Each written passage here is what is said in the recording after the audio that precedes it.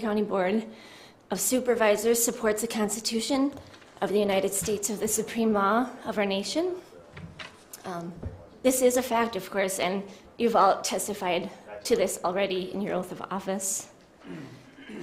Whereas the Second Amendment of the Constitution provides that the right of the people to keep and bear arms shall not be infringed, and the Constitution of the state of Wisconsin provides that the people have the right to keep and bear arms for security, defense, hunting, recreation, or any other lawful purpose. I can't imagine anyone not seeing any truth in that.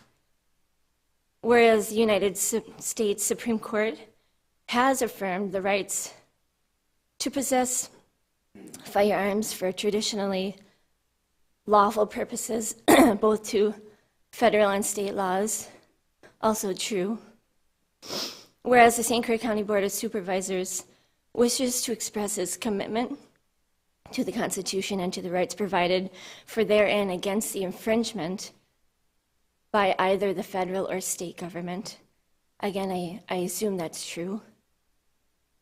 Now, therefore, be it resolved that the St. Croix County Board of Supervisors declares its intent to uphold its oath to the federal and state constitutions and to preserve rights explicitly provided therein, to include the bearing of arms for lawful purposes. Thank you. Thank you, sir. At this point, I'll call on Sarah Jakob, if she's here. Oh, yep.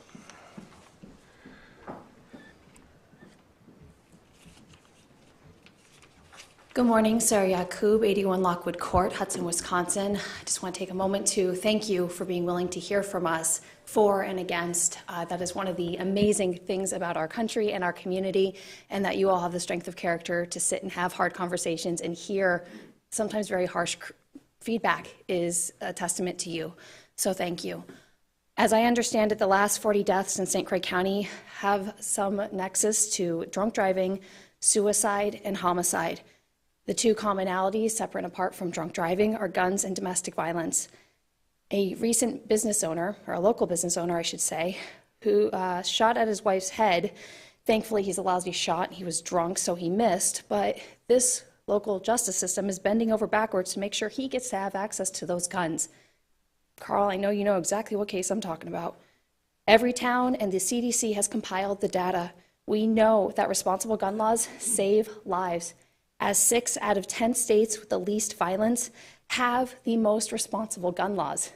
This isn't about taking away people's hunting rights. This isn't about taking away our heritage. This is about responsible gun laws that save lives. This is about enforcing responsible gun laws that we have on the books now that we won't enforce because it's not cool. You have somebody whose gun was involved in killing someone else because they recklessly left it out, and it was the suicide of their child. I get it, Sheriff. You don't want to bring those parents in and prosecute them because they just lost a child. But do it, because maybe it'll save another child down the road, because people will start being responsible. We need to start being willing to be the bad cop and to be responsible and to step it up. We're moving this in the wrong direction.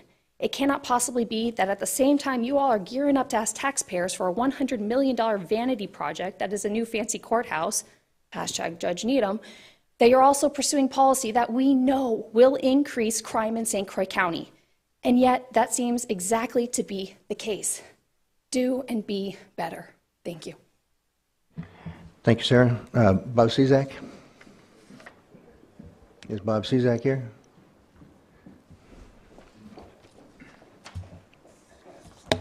Good morning.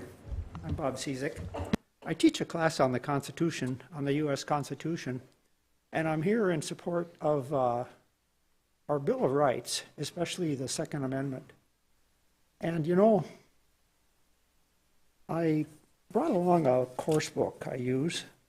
It's got about it's got about a dozen quotes here from our founding fathers on preserving the Second Amendment. Strong quotes. And I can read off a few of them, and I'd like to start off with one by James Madison. If anybody is knowledgeable about the Constitution, it's James Madison. He's like the founder of the Constitution, the father of the Constitution. Anyway, what he said is that a well-regulated militia being necessary to the security of a free state, the right of the people to keep and bear arms shall not be infringed. He said that in 1787. And it's important to note that every one of these founders talked about preserving the Second Amendment as a freedom to protect us from government. A couple of court cases I'd like to cite, fairly recent actually. Here's one, June 28 of 2010. This is McDonald v. City of Chicago. And this guy, McDonald, couldn't buy a firearm, so he sued the city, and the Supreme Court ruled in his favor. The Supreme Court upheld the Second Amendment and said that he does have the right to bear arms, just like the Second Amendment says. Bob, at that point, I just have to point out your time has run out. If you'd like to wrap up. I'm sorry?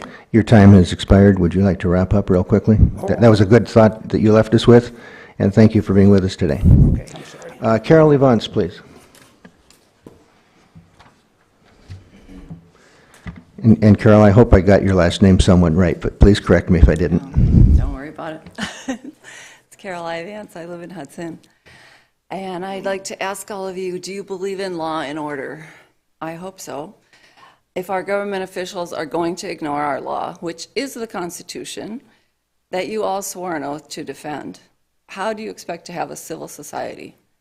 It doesn't look like for too many of our leaders across the country that they're really interested in law and order, looking back over the past 2 years, sadly. And to no one's surprise, I hope, the places with the actual highest crime rates, if you look at the statistics, like Chicago, are the places with the strictest gun laws. Duh. Criminals will always have access to weapons, always. It's the citizens who need access, so we can defend ourselves if necessary. Does anyone really believe the gun laws will keep us safe? Really believe that? Countries where citizens are not allowed to own guns are totalitarian dictatorships or are well on their way to being there. If any of you anti-2A people would like to live in that land of utopia, feel free to move there. Most of the world is there. You've got plenty of choices. This resolution is necessary so that our citizens and our sheriff know that the county administration supports doing their duty and standing up against tyrannical federal and state unlawful rules that we already have that go against our God-given and constitutional rights. America is unique. It's not perfect, but it's also not the hellhole of oppression we're supposed to believe it is. Our founders left us a legacy of life and liberty, which they fought and suffered for. Could most Americans even look them in the eye if they were here today? If you don't think upholding our constitutional laws is your job, which again, you swore that you would do, then what is? Thank you. Thank you, Carol. Matt Moore, please. Good morning. I'm here to speak today in opposition of this resolution for the following reasons. Number one, members of the board who will decide this matter have already taken an oath to uphold and faithfully discharge the duties of your job in accordance with the United States Constitution and the Wisconsin Constitution, rendering this resolution completely moot. This is not about supporting the Constitution. It's about making St. Croix County a Second Amendment sanctuary.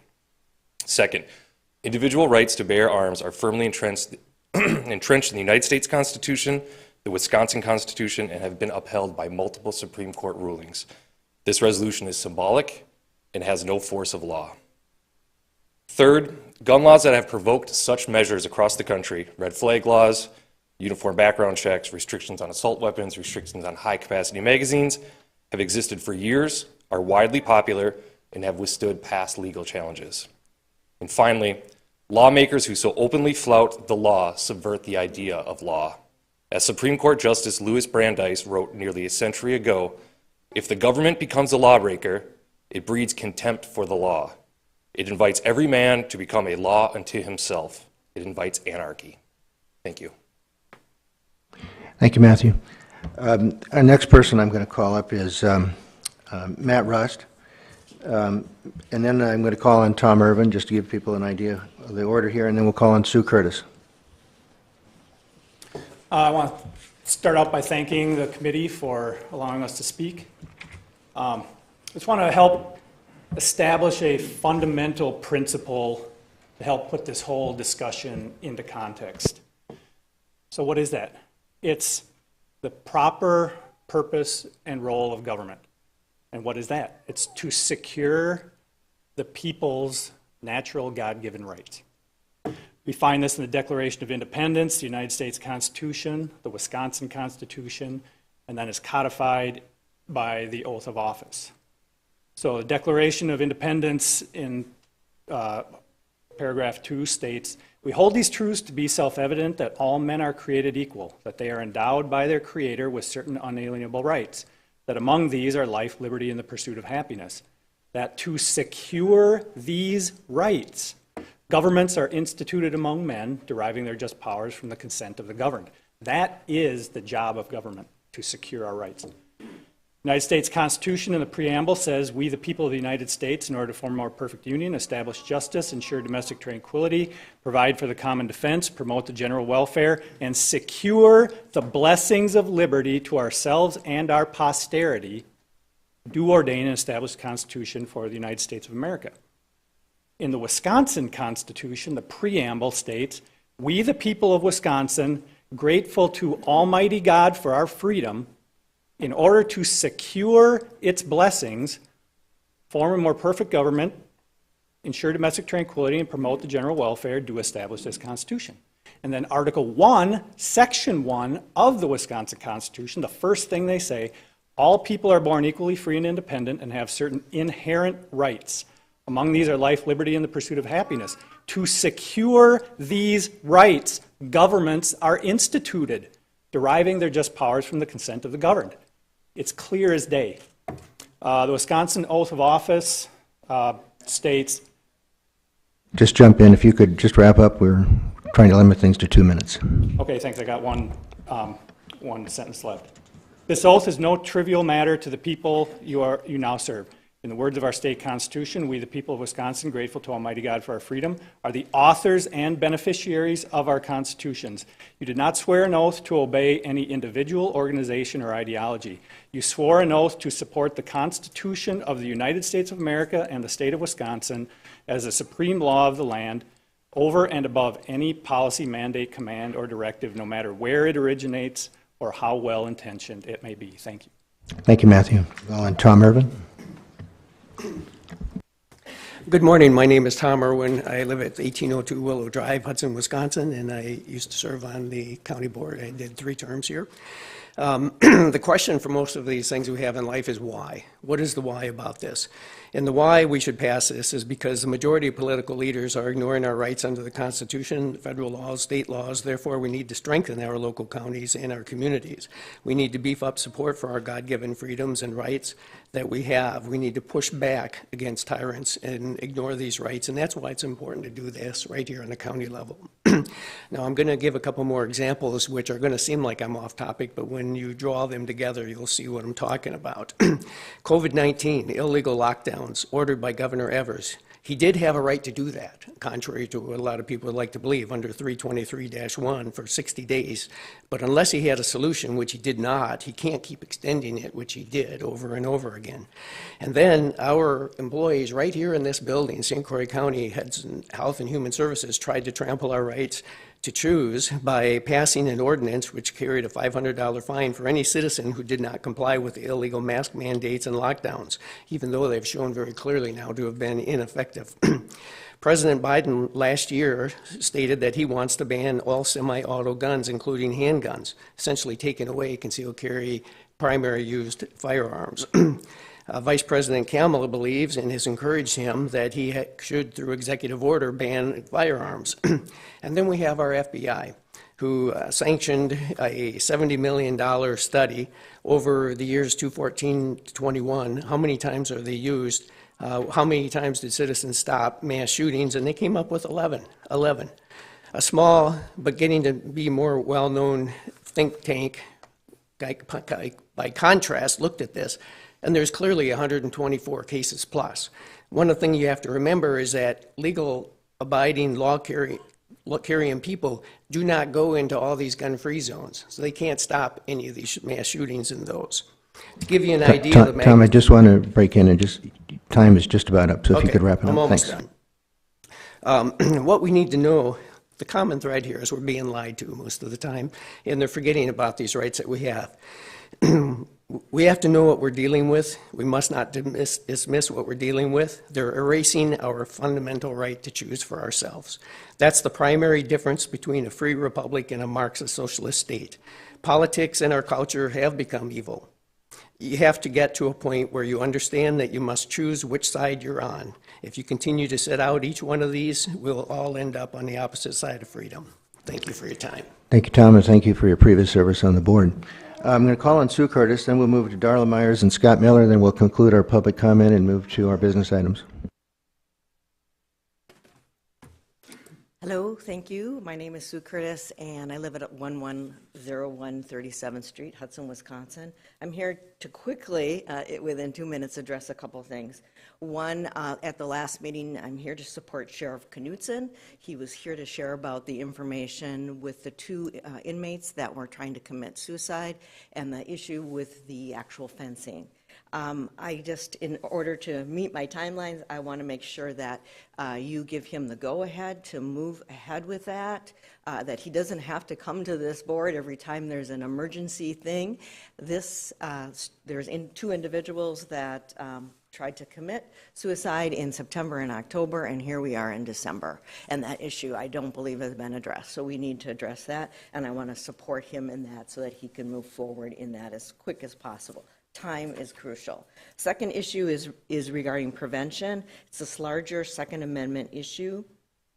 Most recently this week was an Associated Press article. It talked about a growing faction of individuals in St. Croix County and an increasing movement in America. It referenced a group of individuals that live a typical country life but ascribe to a strong belief and values and fears that their beliefs are threatened. They talked about, in the article, about the stockpiling of weapons and of ammunition and readying, quote, when things go really bad for America. And it referenced this rhetoric that I've heard before spoken at town meetings. They talked about the overthrow of tyrannical governments. I've heard it here tonight.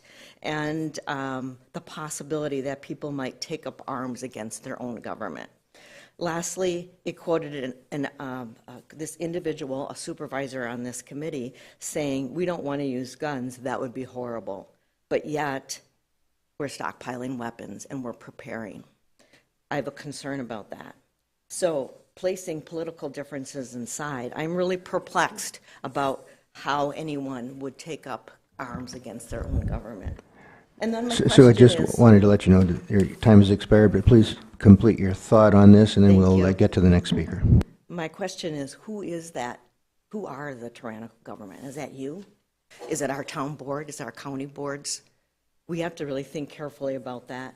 And I want to know, people like me, do you have emergency crises in place? I do not stockpile weapons. I do not have ammunition stockpiles. What's going to happen when and if that happens, when there's a perceived or imagined tyrannical government overtake? Thank you, Sue. Thank you very much. And we'll call on Darla Myers.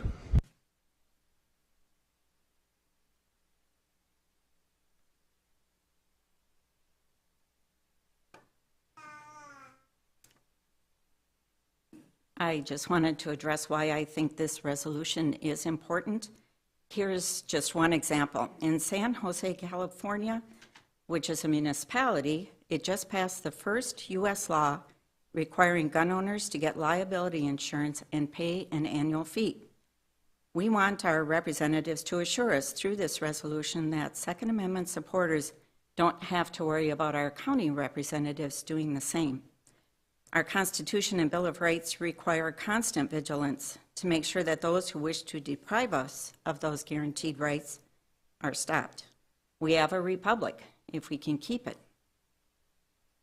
So often we hear our opponents say that this is a waste of time. It wasn't that long ago that we were standing here as residents, as a board member who is no longer on the board, wanted to make our county a sanctuary county for criminal illegal aliens. So it wasn't a waste of time for that, and they didn't say anything against that. They were for it. There was also a time that same board member wanted to get a marijuana referendum passed, and nobody complained about that. He's no longer on the board either. So you're going to hear our opponents list their talking points as being a waste of time. I would never say that to them. We as residents, as citizens, have the right to petition our government to redress our grievances. This is where we do that. So we live in a time where we shouldn't have to ask our elected representatives to publicly attest that they will support their constituents' rights to keep and bear arms.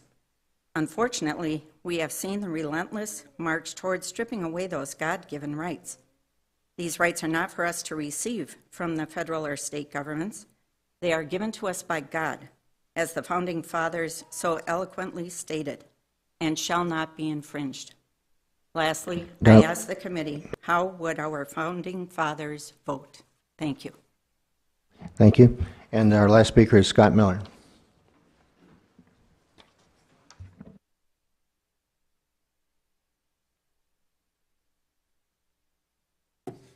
All right. Thank you for the time. Appreciate all your guys' service. This very symbolic resolution is important to all us Americans, even the ones who don't realize it.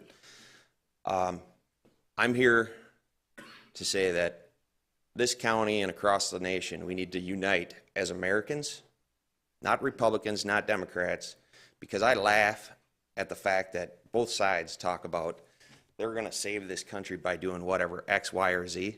And I'm 40 years old, and I haven't seen that occur yet. So the fallacy that it's going to happen is probably unlikely. And we're getting our fiscal money printing and our fiscal lack of policy is going to drive us into something that none of us have ever lived through. We've had it really easy. I'm only 40. I don't know that there's anybody in this room that has ever had it as hard as our founding fathers or anybody through the Great Depression. Those are hard times. The Second Amendment, our Constitution, was written by people who came from a tyrannical government. And what is a tyrannical government? That question came up. A tyrannical government is what we see in 2020 when our government, our officials that are supposed to represent us, supposed to have our back, because that's what our government in the United States is. They're supposed to have our back.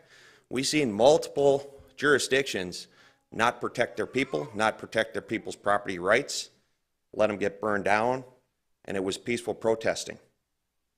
And as we keep moving closer and closer to the fiscal cliff, there's going to be things that happen, and we need to unite as a community to support our sheriff, as our federal government, which is heavily overreaching. I never thought I'd see a day where somebody in Washington, D.C. is going to try to mandate me to take an experimental shot or wear an experimental mask.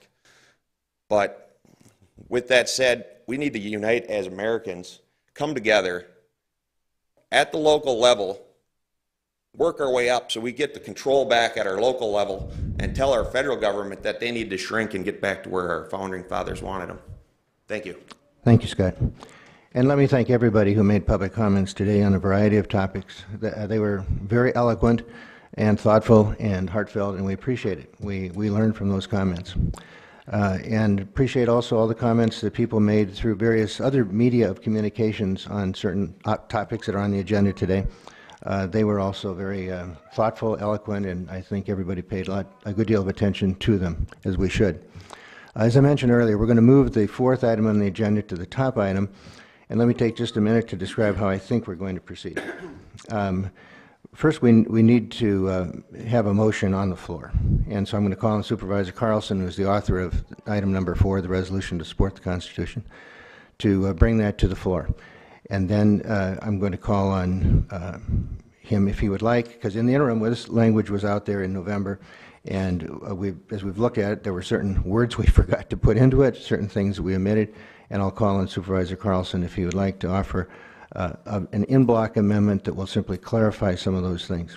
At that point, we'll return to the normal business of the committee. Both those items, by the way, require a second, and I think there will be one. And at that point, we'll move to discussion on the items, and following that, we'll move to whatever further action the committee wishes to take. So at this time, with that in mind, I will call on Supervisor Carlson to bring the resolution, which we have as item number 4, to the floor. I'd like to bring I move to bring the resolution to support the U.S. Constitution and Wisconsin Constitution and rights explicitly provided therein to the floor. Is there a second? Second. A second from Supervisor Adams. It's on the floor. I'd also like to call on Supervisor Carlson to, if he would like, and to move his amendment. We'll call it an amendment in the nature of a substitute, but it's virtually identical to his amendment that he just brought to the floor. Supervisor Carlson? I'd like to move to the floor that we make technical amendment to the amendment. And so that has been circulated, and we have that in front of us. Is there a second to that? Second. It's seconded. That amendment's on the floor, subject to discussion and amendment. Is there any discussion on that? Supervisor Leaf. Yep. I'm going to let Ken get that up on the screen, because I have an amendment to the amendment.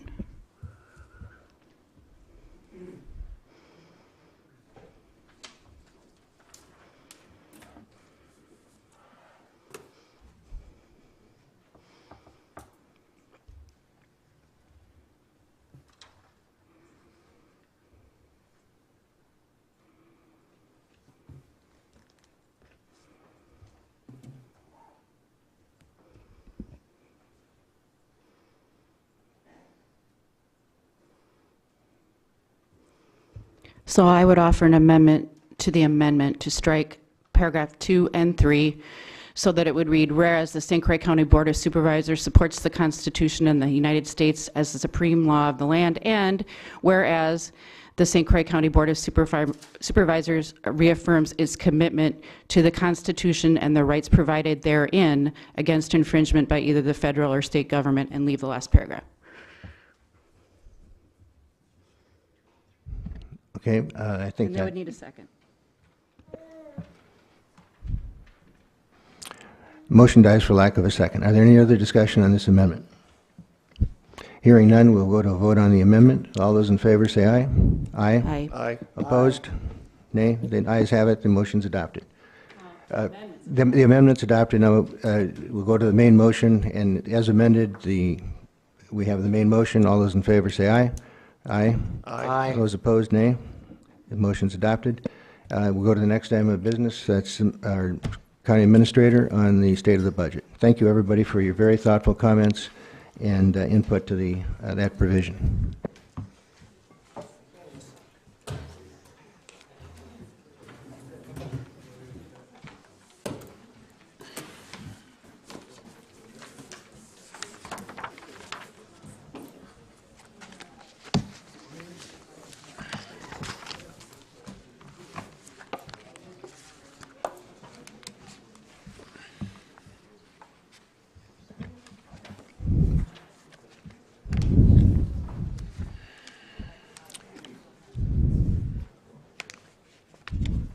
Supervisor Witt, or Administrator Witt, I'm sorry. I've been called worse. Yeah. Dan got it. Right. Financial report.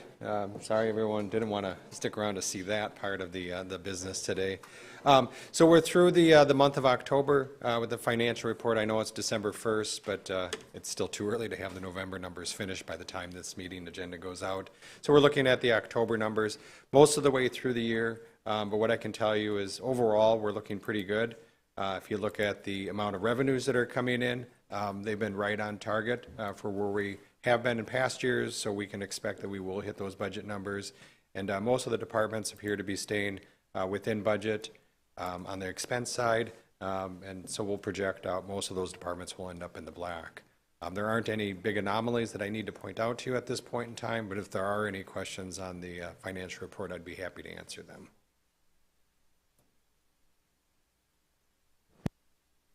I see no questions.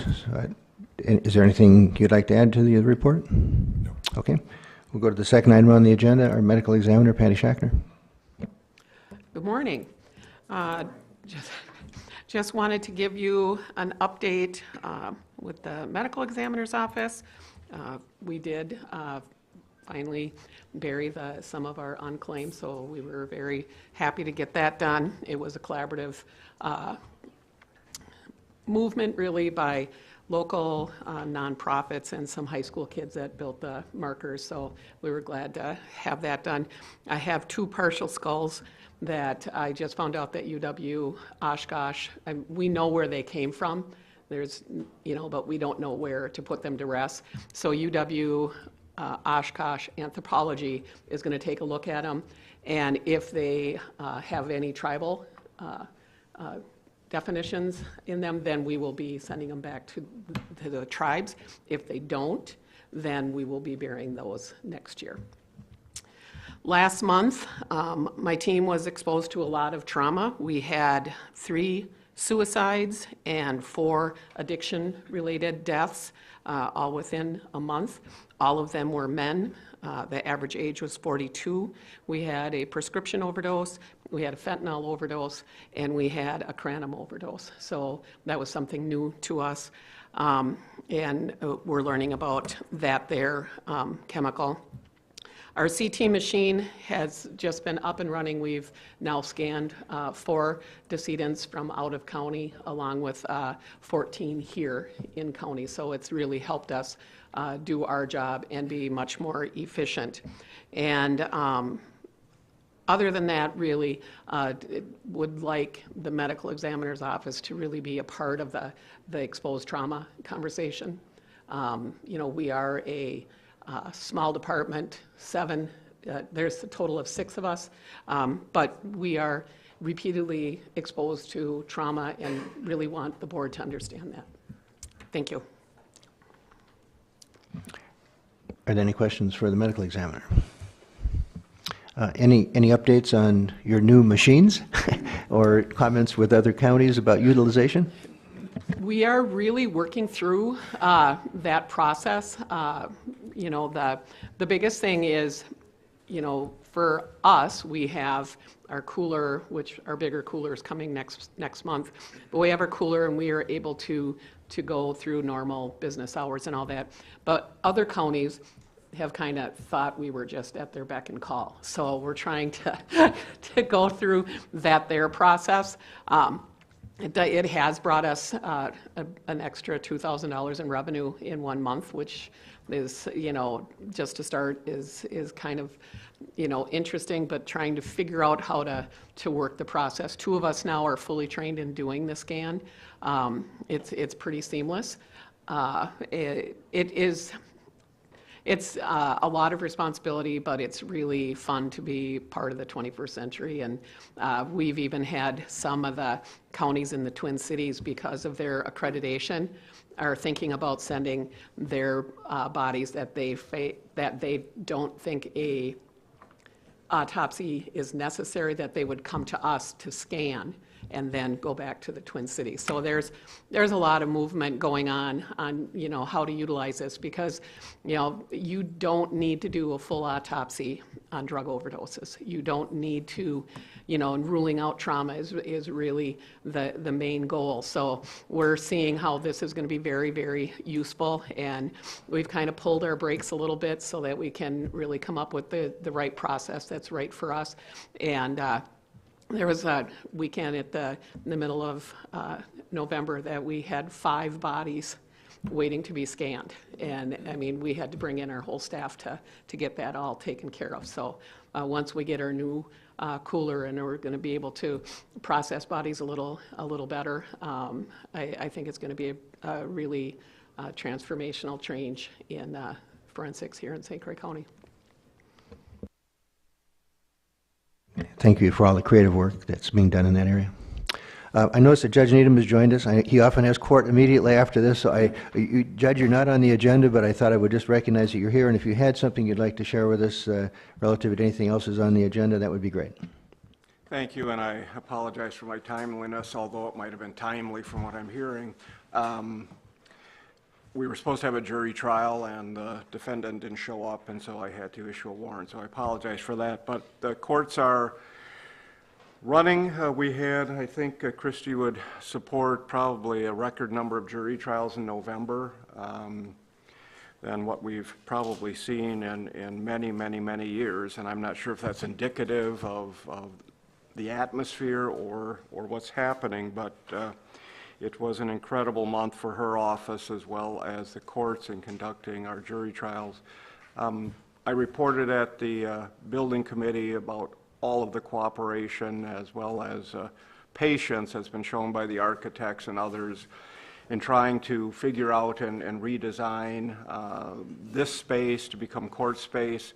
It's been a process. They're meeting with us every week, which is, to me, incredible that they would show that amount of detail to what we think will ultimately be necessary. They're meeting with our chief judge, I think the 16th of December. I had already spoke to her last week and basically indicated our support for the plan, so I have every confidence that she likewise will now sign off on the plan as submitted, but there's really nothing else to report. Our numbers continue to go up. Our felony numbers are extremely high. Our child protection cases, last year we had a total of, I think, 82 cases, and I think through October we had 104 this year. We have over 100 kids placed out of home in the county, and that number again is increasing, but we're processing and dealing with it with the assistance of the DA, Children's and Family Services, but that's an area that we're going to have to watch in terms of resources. It's, again, exponentially exploding. Well, thank you, Judge, and it's very good to hear that we've made leaps and bounds progress with regard to the building and the input on that issue.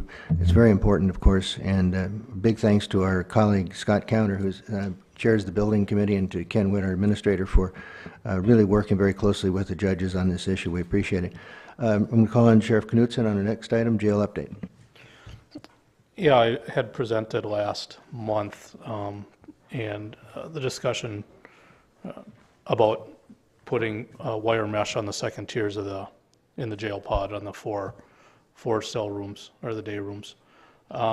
We've met several times with some different entities bringing in different types of mesh, so the project discussions continue. We're just waiting on a bid for that. It's moving along. It's moving along fairly well, but we have not yet received any prices. And you know, there's the discussions that go on are how high up do we go, which we're going to go to the ceiling, but that may impact how to attach it to the ceiling. We have sprinkler systems, so there's a lot of other things that facilities and the contractors are discussing. So it's in the progress.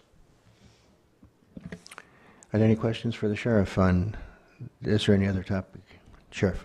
I'll just add, jail count this morning was 117, 125 in custody, 8 out on electronic home monitoring, so 117 in the facility.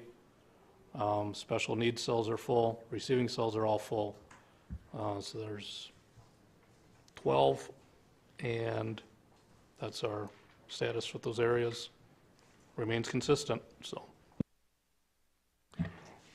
Thank you. So no further questions for the sheriff. We'll move to our next item, and I'll call on Carl Anderson to discuss the resolution relating to compensation for assistant district attorneys. Thank you, Chairman. I talked about this at the last meeting. This is a resolution that's been going around other counties.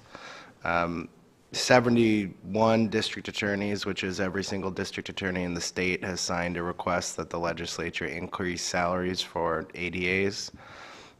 There's counties, basically every county is struggling to hire ADAs. We've had postings open for more than 6 months. We have 2 vacancies. We've had 2 applicants, both with 0 experience, both who I offered the position to, both which turned it down. The starting salary is $54,000 for somebody with 7 years of post-high school education and usually over $100,000 in law school debt. It's a tough sell. We also need more prosecutors. They haven't kept up with the amount for St. Croix County with our growth, but until the salary increases, I was going to draft a second resolution to also give us more position, and I just didn't have any time. Part of the problem of being understaffed, but I'd ask the public protection approve this. It's basically just asking the legislature to do what every DA has already asked for, but hopefully with a little mounting pressure, the legislature will increase salaries so that DA's offices across the state can fill positions. Okay, we've had our introductory comment on what it's all about. Could we have a motion now to move that resolution to the floor? I'll make that motion. Supervisor I'll second. Seconded by Supervisor Leaf. It's on the floor. Are there any further discussion? Supervisor Adams? No. Oh, I'm sorry. The vote. He's ready to go. I think we're ready to go. Okay. All those in favor, say aye. Aye. Nay? Nay? None? Thank you, District Attorney Anderson.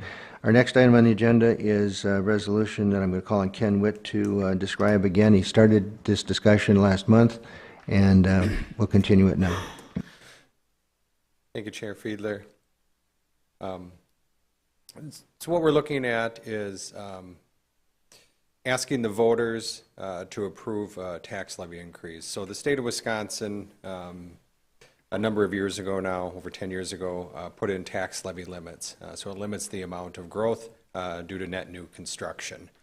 St. Croix County, because we're one of the fastest growing counties in the state, have seen our rate of growth and the demand for services increase at a faster pace than what the net new construction is allowed for. So the state has a mechanism to relieve, it's a pressure relief valve, but you have to go to the voters to ask for it. So that's what we're looking at here.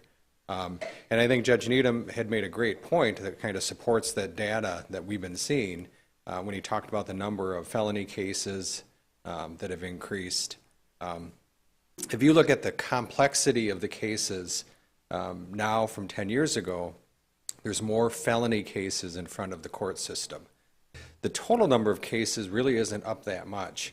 So what you see is a decrease in the smaller type of cases that the sheriff's office is handling and more increase in the more complex cases. That's really, it's a capacity limit. And so part of this resolution is relieving that capacity issue. So when you only have so much time in the day to handle the crimes and the issues, things becomes prioritized to the felonies, obviously. And so that's where the sheriff's office has shifted their resources. But we need to increase the resources, increase the capacity, and not just in the sheriff's office, but in the jail, within support of the district attorney's office, within the justice services department. All of these areas need increased capacity to handle the increasing capacity that's coming into St. Croix County with population. It's really all just population based. Population goes up, demand for everything else goes up with it, down to the number of vehicles on the road. It just makes sense. So what we're asking for is this referendum. A little bit of the details then of what we're asking the voters to approve. So we're looking at 8 sheriff deputies, 4 correctional deputies, 3 investigators, 2 of them in the sheriff's department, 1 of them will be actually in the district attorney's office, 2 pretrial case managers, that's within Justice Support Services, 2 support staff, 1 in Justice Services, 1 in the district attorney's office, 2 deputy clerk of courts, that's in the clerk of courts, 1 CHIPS attorney. That attorney will actually be within corporation counsel, but it'll shift that caseload of CHIPS cases from the district attorney's office to corporation counsel, thereby providing some attorney relief within the district attorney's office. And then 2 co-responders. These are 2 currently ARPA-funded co-responders within HHS that go out on scene during specific types of calls that relieve the sheriff deputies from having to stay on scene with those. So that's basically the personnel that we're asking for within this referendum. And so you can see where these positions are being added, how that might increase our capacity and increase the stress that you're hearing from the staff. You're hearing it from multiple staff, the stress that they have with the workloads that they have. So if the voters would approve that, then we would be looking at an increase in the tax levy. Let me get to the numbers here.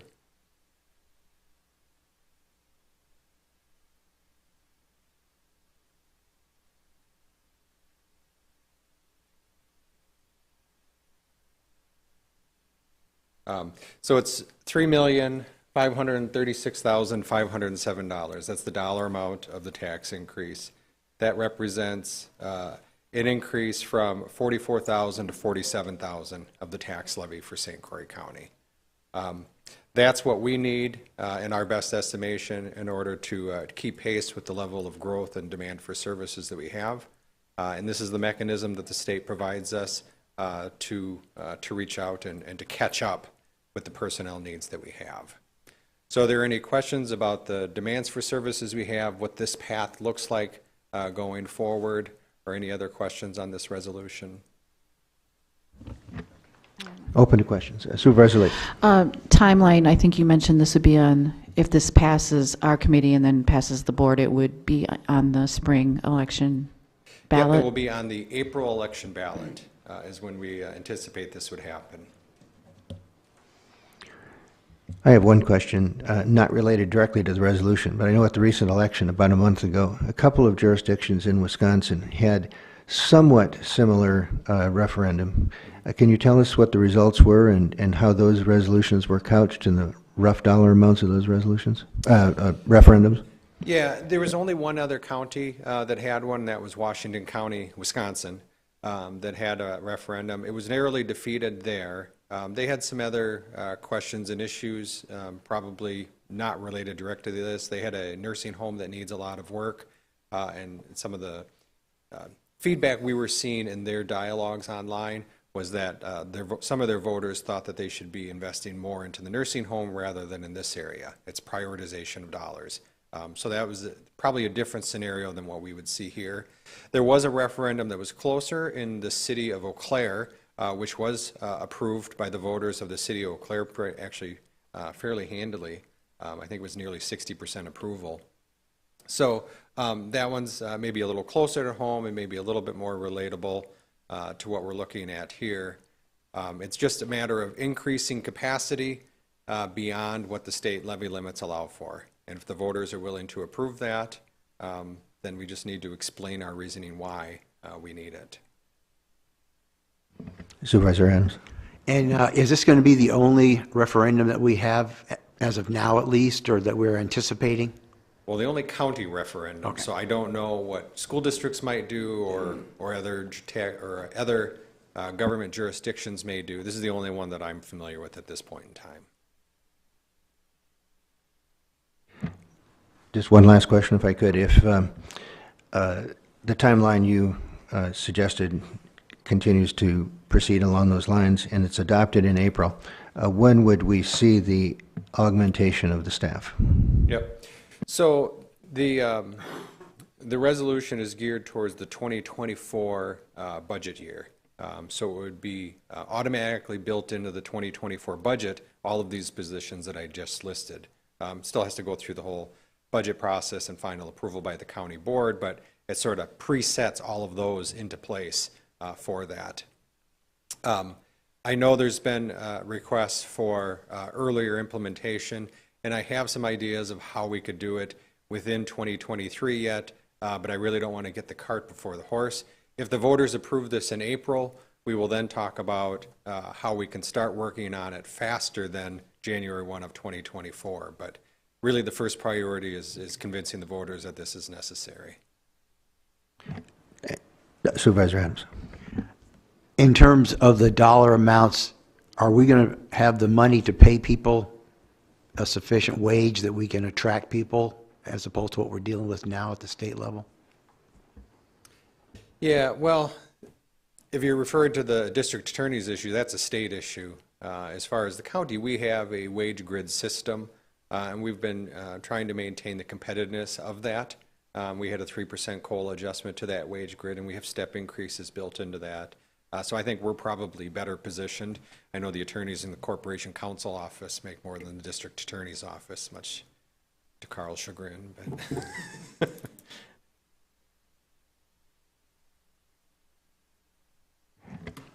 I was just going to share with the committee that the administrator mentioned that some of our colleagues have asked him about what could be done if we had any crises in the interim before we could implement this. And I'll just say that the administrator has worked very closely with those folks and myself, and as he concluded, we can react to something if we needed to. So thank you for your work on that. If there's no other discussion, I would just entertain a motion to bring this resolution to the floor. I move to bring the resolution authorizing a referendum to increase tax levy for public safety. And do we have a second? Second by Supervisor Carlson. Any discussion further? Seeing none, we can go to a vote on it. All those in favor say aye. Aye. Aye. Opposed? Motion's adopted. Our next item of agenda is always a pleasure to see again Lisa Plunkett and our Child Support Agency report and update. I'm not sure how the mandated services overview, if you have any questions, if you want me to go through each individual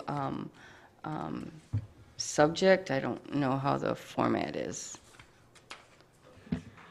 And I'm going to just say we can just open this up to everybody to inquire of Lisa if there's any issues that you have with regard to those things that are mandatory or discretionary or how they're being conducted. So I just open that up to the body. Supervisor.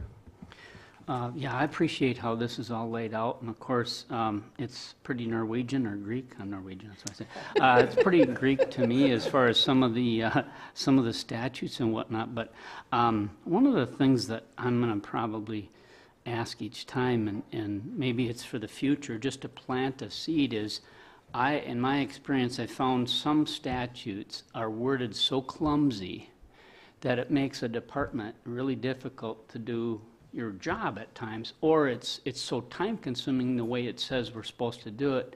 And I'm looking, if there was any streamlining ideas that you guys see while you're doing these exercises, I would appreciate knowing what they were, and maybe the board then can pass a resolution and go to the state to make those changes and clean it up or those types of things. Because to me, then I feel like we're actually doing something for the county, and it will save the taxpayers dollars if it's streamlining your department. And I'll ask that of every one of the departments. It doesn't have to be through this exercise. Maybe next year or whenever, as you're going down through these, if you have a ooh-ah moment, we can change this, or maybe this is a good idea, and if it has any meat to it and any substance to it. So over the years, I remember we would reduce the number of resolutions every year through the budget process.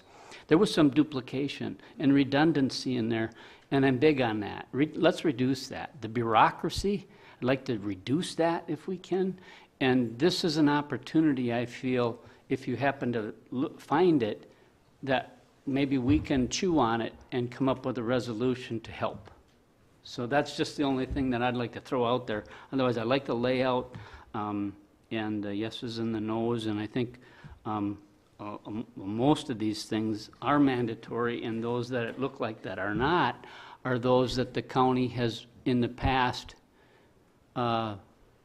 acted to supply those services. So that's just my view in looking through these, and I would, that's all I had as a comment. So thank you. Hopefully that would be helpful. Thank you. I'm not an expert on statutes, and I'd leave that up to Corporation Counsel, who we collaborate with.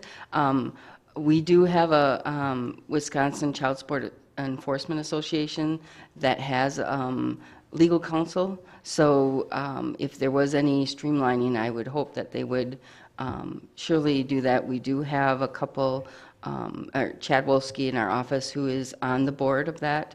And so if there's anything that I point out, or if Heather Amos has anything, we surely would bring it to that board. And if there's a resolution, it would probably be for all of the counties, which you've seen in the past.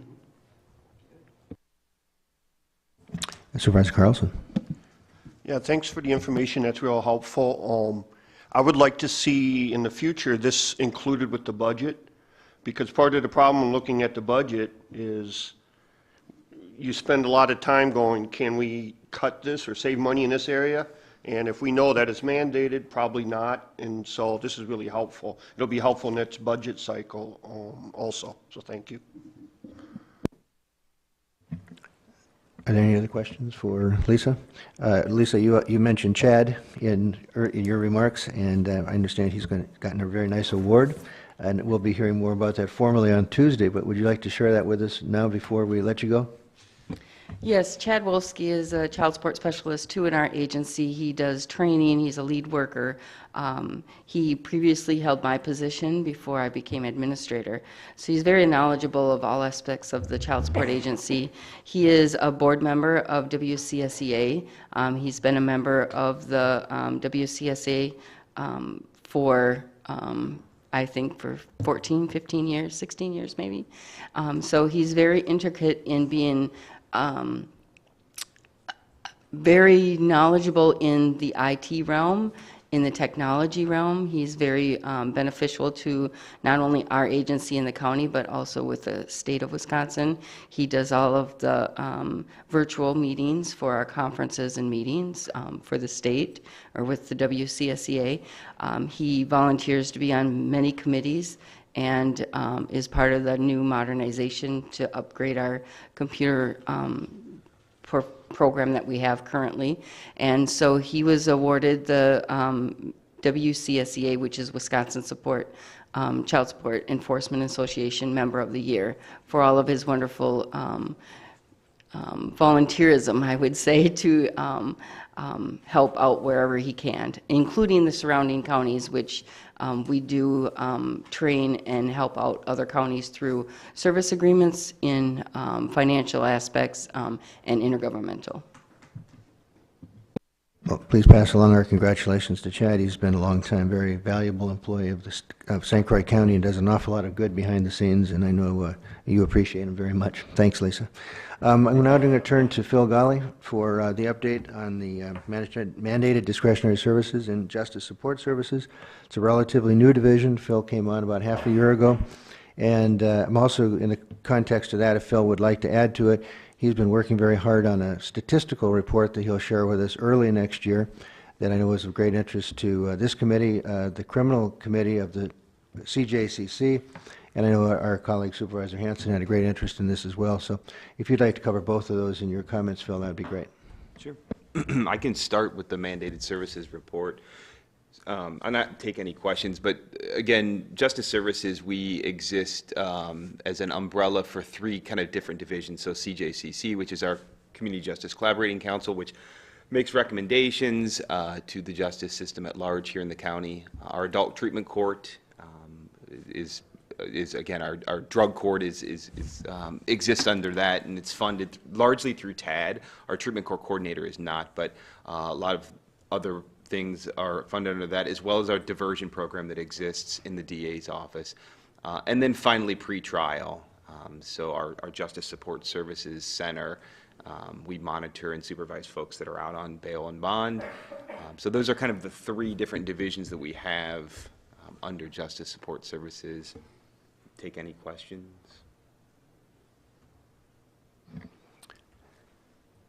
I think you're going to get off lucky. Any comment on the statistical report, how that's coming? Yeah, sure, absolutely. So again, I think maybe one of the roles of our department, or of myself in particular, can look back, certainly in the last couple of years, but even in the last 15 or 20 years, and just report back on some of the historical crime trends in St. Croix County. Broadly, as far as violent crime, property crime, drug crime goes, and look at those even as a function of staffing. So putting together some reports to present in January to CJCC, this body, and the county board during my presentation then, just to look at what has happened, what has taken place. What do those, again, trends look like, and maybe chart a path forward or make some suggestions for charting the path forward. So. look for that in January. I know there were many elements of the county that were involved in giving you input to that, and are they being responsive to your needs on that and providing input in a timely way? Yeah, so I've been doing some of my own kind of background, but I will be reaching out to some folks as well. And one way that I want to present this is kind of like in a funnel method. So we look at starting off the number of crimes that are known to us, and then how many folks are arrested, how many cases are charged by the DA, how many folks either plead out or are found guilty, and then what does that punishment look like? So again, kind of on down the line, looking at the different departments in the county, certainly the clerk's office as well. I think that'll be very useful. Supervisor Adams, did you have a question? Yes, I'm just curious, how was all this being done before this office was created, and, you know, how did this all happen? Maybe I'll field that. Well, in terms of what is now being characterized as pretrial monitoring, the Sheriff's Department ran the day report center, so that was primarily monitoring our drug and alcohol compliance with bonding. And when the Sheriff's Department had the capacity, we set up the civilian model, and they've really expanded what pretrial services looks like through other forms of monitoring and case management and reports to the court. But prior to that, we had nothing. We put people on bond, and we kept our fingers crossed that they would comply, or where they generally would come back as if they committed a new crime, which is a violation of their bond. We would see it then as a new criminal case. With what Phil and his group are doing, we have a number of people who are not compliant with their sobriety. And rather than charging bail jumping, which the district attorney is on board with, we're looking more at how do we triage, how do we get people into services, how do we get people some help, short of just adding another criminal charge. Certainly there's a benchmark that I know his office uses. It's not free reign you can use every day and not expect to have a consequence, but we're looking more at, I think, as I said, providing services, getting people help, getting them hooked up with DHS, getting them hooked up with private providers. But simple answer to your question, we did nothing prior to the Sheriff's Department starting the Day Report Center and then transferring those responsibilities to Justice Support Services. I think I might be correct. Please correct me if I'm wrong on this, but what Phil's working on is a broader picture of statistics, as you said, in a funnel approach. What comes in and what goes out the back end, and what happens at each stage, and that has never been done before.